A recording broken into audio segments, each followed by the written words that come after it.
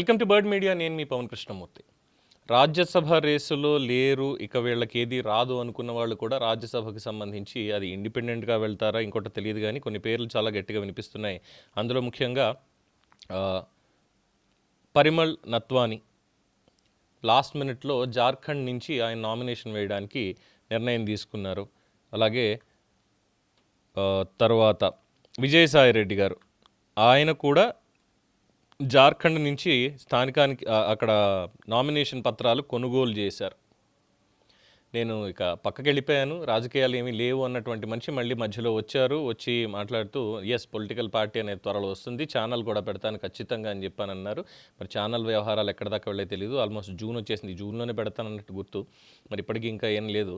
But ఇప్పుడు మళ్ళీ active అయ్యి మళ్ళీ వెళ్ళాలి, రాజ్యసభకే వెళ్ళాలి అంటే ఏపీ పాలిటిక్స్లోంచి తప్పుకుని ఢిల్లీకి వెళ్ళిపోవాలన్నటువంటి పాయింట్ ఇంకోటి తెలియదు. కానీ మొత్తానికి సాయిరెడ్డి గారు కూడా ప్రయత్నాలు చాలా ముమ్మరంగానే చేస్తున్నారు అనేది చాలా స్పష్టంగా తెలుస్తోంది.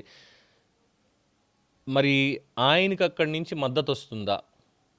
ఎందుకంటే జార్ఖండ్లో పరిమళ్ నత్వాని ఆల్మోస్ట్ 3 సార్లు అక్కడ ఆయన నామినేషన్ వేసి గెలవడం ఇదంతా కూడా అయ్యింది.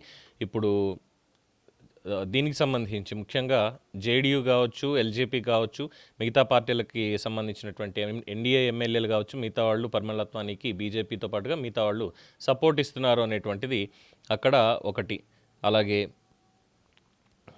తర్వాత ఇండియా కూటమి నుంచి బైజూనాథ్ రామ్ విజయం ఖరారైనా కానీ ప్రణబ్ ఝా గెలుపు మాత్రం కాస్త ప్రమాదంలో పడిందంటున్నారు అక్కడ జార్ఖండ్కి సంబంధించి. ఇక విజయసాయి రెడ్డికి మరి అక్కడ ఎవరుంటారు జార్ఖండ్లో? బీజేపీ నుంచి వచ్చినటువంటి వాళ్ళు ఆల్రెడీ నత్వానికి ఇస్తున్నారు. మరి ఇండి కూటమిలో ఆల్రెడీ 2 ఉన్నారు. మరి ఈయన కూడా వెళ్ళి అక్కడ వేస్తే ఇండిపెండెంట్గా ఎంతమంది ఎమ్మెల్యేలు ఆయనకు మద్దతుగా వెళ్తారు అనేదే ఇక్కడ ప్రశ్నార్థకంగా ఉంది. లేదు దానికి కూడా ఏమైనా విజయసాయి రెడ్డి గ్రౌండ్ ప్రిపేర్ చేసుకున్నారా ఆల్రెడీ అనేది ఒక అనుమానం. సో మొత్తానికి విజయసాయి రెడ్డి గారు అది కూడా జార్ఖండ్ అక్కడికి వెళ్ళి ఎందుకు గెలుపుకుంటున్నారు, అక్కడి నుంచి వెళ్ళాలన్నటువంటి ఆలోచన ఎందుకు వచ్చిందో ఆయనకి ఇండిపెండెంట్గా. ఏపీలో అయితే ఎలాగో లేదు, తెలంగాణలో కష్టం అయిపోయింది, పరిస్థితి లేదు. కొన్ని తమిళనాడు ఏమైనా వెళ్తారనుకుంటే అక్కడ కూడా ఛాన్స్ లేకుండా బాయే. తర్వాత ఇక ఆయనకి పట్టెక్కడుంది అని చూస్తే ఇంక వెళ్తే ఢిల్లీ వెళ్ళాలి తప్ప ఇంకెక్కడికి వెళ్ళేటువంటి అవకాశం లేదు. ఢిల్లీ వెళ్ళి పెద్దల్ని పట్టుకుంటే అక్కడ ఏమైనా పని అవుతుంది. మరి అక్కడికి కూడా వెళ్లకుండా ఈసారి కేవలం జార్ఖండ్ని ఆయన బేస్ చేసుకోవడం, అక్కడే టార్గెట్ చేసుకొని అందులో పత్రాలు కొనుగోలు చేసి నామినేషన్ వేయడానికి సిద్ధపడడం అనేది ఒక అనూహ్య పరిణామంగా చెప్పుకోవాలి. అలాగే క్రాస్ ఓటింగ్ కూడా జరుగుతుంది అనేటువంటి పాయింట్ కూడా జరుగుతోంది డిస్కషన్లో. మరి ఆ క్రాస్ ఓటింగ్ జరిగితే నత్వానికి వెళ్ళేటువంటి వాళ్ళు ఎంతమంది ఉంటారు, విజయసాయి రెడ్డికి మద్దతు ఇచ్చేవాళ్ళు ఎంతమంది ఉంటారు?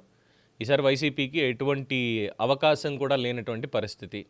ఫ్యూచర్లో ఇక రాజ్యసభ అనేది వైఎస్ఆర్సీపీ మర్చిపోవాల్సినటువంటిదే. ఇంకా ఎటువంటి ప్రాతినిధ్యం అనేది ఉండకపోవచ్చు. కొత్తగా వచ్చేవన్నీ కూటమికి వెళ్తాయి ఉన్నా కానీ. అలా కొంతమంది రాజీనామా చేసేటువంటి యోచనలో కూడా ఉన్నారు అనేది తెలుస్తున్నటువంటి ఇంకొక అంశం. మరి విజయసాయి రెడ్డికి బేస్ ఎక్కడా, ఎవరు ఆయనకి మద్దతుగా ఉన్నారు? ఆయన అక్కడ కాకపోతే ఇంకో చోటుకన్నా వెళ్ళవేయచ్చు. మేబీ సోరెన్ తోటి ఉన్నటువంటి అనుబంధం ఏమైనా పనిచేస్తుందా? ఢిల్లీలో బాగా మంచి లాబింగ్ అఫ్ కోర్స్ ఈ పరిమళ్ నత్వాని కావచ్చు, విజయసాయి రెడ్డి కావచ్చు. నత్వాని అయితే ఆయన చాలా పెద్ద లాబీయిస్ట్ ఢిల్లీలో అనేది అందరికీ తెలిసినటువంటిదే. కేంద్రంలో మంచి పలుకుబడి ఉన్నటువంటి వ్యక్తి. అందుకని చెప్పే 2008-14లో కూడా జార్ఖండ్ మీద స్వతంత్రుడిగా ఇండిపెండెంట్గా అక్కడ ఆయన రాజ్యసభకి గెలిచారు అనేది. ఆ తర్వాత జగన్మోహన్ రెడ్డి గారి దాంట్లో రిలయన్స్ వాళ్ళు కోరడంతో ఆంధ్రప్రదేశ్ నుంచి ప్రాతినిధ్యం ఇచ్చారు. బట్ ఆయన ఎక్కువగా గుజరాత్ కోసం అంటే పనిచేశారు, కానీ ఏపీ హక్కుల కోసం ఆయన ఏం పెద్ద మాట్లాడింది లేదు రాజ్యసభలో అనేది కూడా అంటూ ఉంటారు. మరి ఇప్పుడు ఏంటి పరిస్థితి వీళ్ళిద్దరి మధ్యలో?